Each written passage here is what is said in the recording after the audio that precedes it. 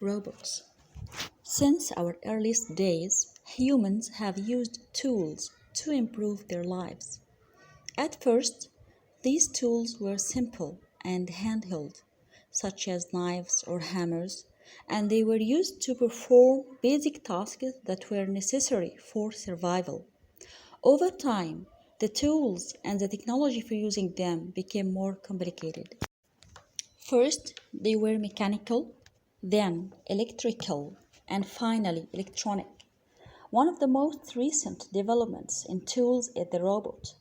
The latest robots can be taught to perform complex tasks that require an almost human-like ability to process information and make decisions. The word robot first appeared in a 1921 stage play by Czech writer Karl Čapek. In the play, a man makes a machine that can think, which he calls a robot, and which ends up killing its owner. In the 1940s, the American science fiction writer Isaac Asimov wrote a series of stories about robots and invented the term robotics, the science of robots. Meanwhile, in the real world, the first robots were developed by an engineer, Joseph F. Engelberger, and an inventor, George C. Devil. Together, they started Unimation, a manufacturing company that produced the first real robot in 1961, called the Unimet. Robots of this type were installed at a General Motors automobile plant and proved to be a success. They worked reliably and saved money for General Motors. So, other companies were soon acquiring robots as well. These industrial robots were nothing like the terrifying creatures that can often be seen in science fiction films. In fact, these robots looked and behaved nothing like humans. They were 12 simple pieces of computer-controlled machinery with metal arms or hands. Since they were made of metal, they could perform certain jobs that were difficult or dangerous for humans, particularly jobs that involve high heat. And since robots were tireless and never got hungry, sleepy, or distracted, they were useful for tasks that would be tiring or boring for humans. Industrial robots have been improved over the years, and today they are used in many factories around the world. Though the use of robots has meant the loss of some jobs, at the same time other jobs have been created in the design, development, and production of the robots. Outside of industry, robots have also been developed and put to use by governments and scientists in situations where humans might be in danger. For example, they can be sent to investigate an unexploded bomb or an accident at a nuclear power plant. Researchers also use robots to collect samples of hot rocks or gases in active volcanoes. In space exploration, robots have performed many key tasks where humans could not be present, such as on the surface of Mars. In 2004, two robotic rovers, small six-wheeled computerized cars, were sent to Mars. The rovers had lasers that functioned as eyes and software that was designed to help them travel around holes. While on Mars, they performed many scientific experiments and took thousands of photographs, sending all the results back to Earth. Among other things, the rovers discovered that Mars probably once had water on its surface, just like Earth. As robots were developed for industry and science, some inventors also found uses for smaller and less expensive robots.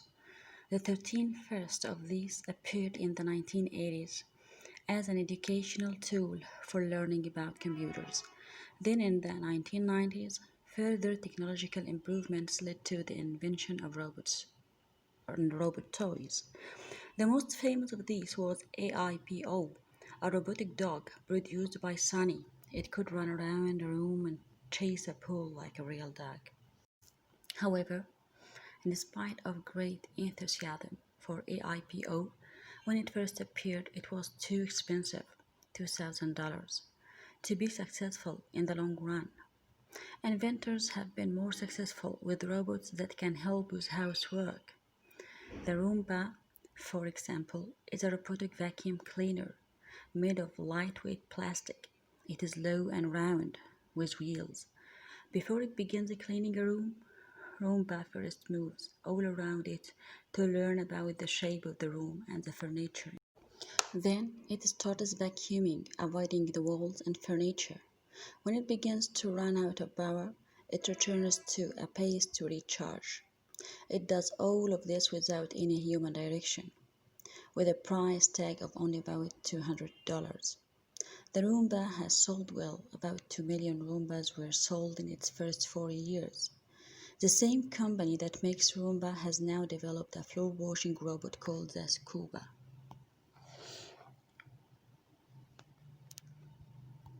Structure. The difference between the words in this pair is not great. It is correct to say few men are strong enough. You can also say a few men are strong enough. But there is a slight difference in implication between the sentences. Let's look at some examples that will demonstrate this difference. Use few to imply negative point of view about something, and use a few to show more positive point of view. We have a table divided into the sentence and the implication. The first sentence, few people saw this movie. The implication, not many people went to see this movie. There is a negative implication here.